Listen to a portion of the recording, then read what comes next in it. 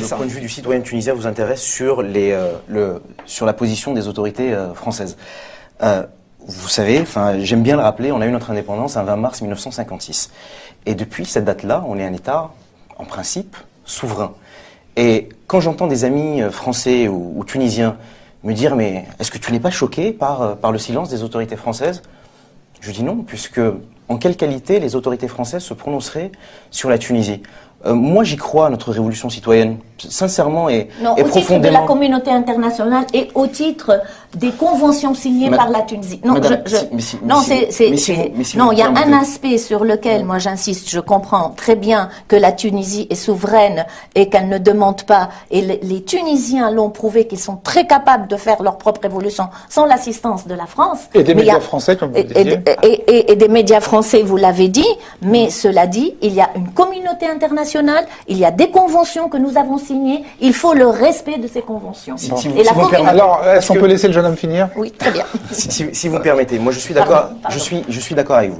Je crois qu'en Tunisie, on a vraiment besoin d'une révolution. Alors je sais que le terme est fort, mais c'est aussi une révolution des consciences, une révolution citoyenne qui est menée par les citoyens.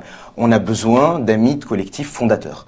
Et pour avoir si vous voulez, cette fondation d'une nouvelle République tunisienne, je crois qu'on a réussi à organiser nos propres émeutes, nos propres manifestations, notre propre couverture médiatique.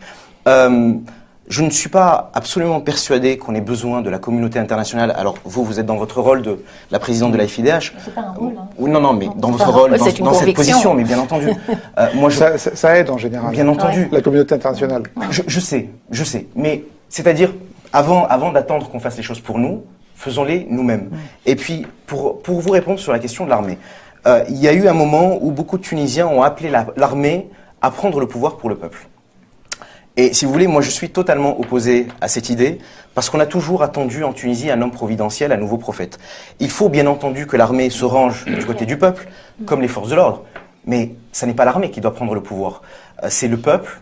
Alors, avec l'armée peut-être à la droite et les forces de police à gauche, parce que l'armée est aussi composée de citoyens, mais vraiment, si vous voulez, je crois profondément qu'on doit compter sur personne, sinon sur nous-mêmes.